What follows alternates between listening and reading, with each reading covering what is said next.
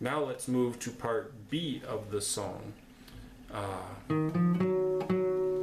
Okay, part B, I think is Uru Pavel. Yes, I don't know these words very well. But the chord there, now we're at part B and there's a different progression, a different pattern of chords.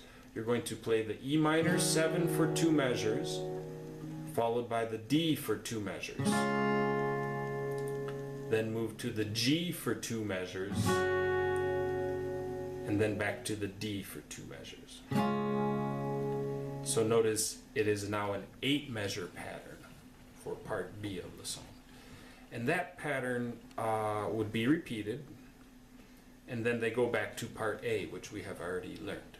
So let me begin here to demonstrate part B of the song, the chords and the strum pattern, counting to 3, and then we will demonstrate. I'll count to 3 2 times. 1, 2, 3, 1, 2, 3.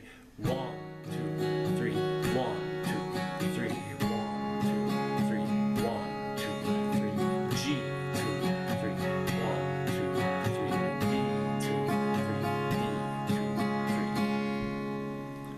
Okay, now at that point, they would repeat that material going back to E minor, play the 8 measure pattern, and then return to part A of the song.